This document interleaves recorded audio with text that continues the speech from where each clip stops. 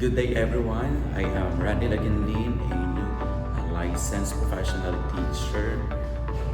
Hanggang git yan nabulig sang DICT Iloilo in my journey during the left examination as well as in my academic preparations.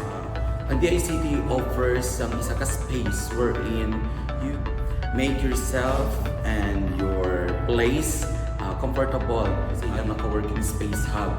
I am very thankful because of this facility.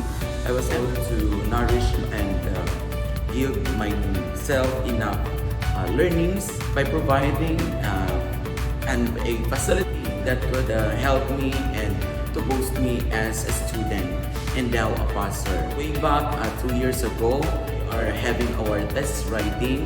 The DICT is one of the major places that we consider to be our meeting place because we know that in this hub or in this facility, we can create a more and effective thesis writing. So, nag-avail kami sa services ng DICT such as the printing and charging and as well as aragid always ang DICT sa amon na makakonect kami sa internet for free.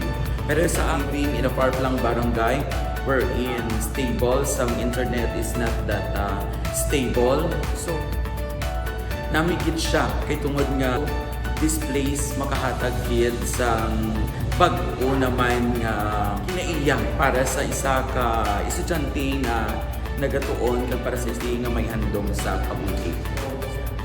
Thank you so much DICT sa provide ninyo nga facility hub mismo sa Pasig kay because ang mga estudyante nga malayo ka ara sa mga lugar nga hindi man nami ang ilang technology ang kahimtangan kung may ara ka sang teknolohiya nga ginasandigan sang imong pagtuon.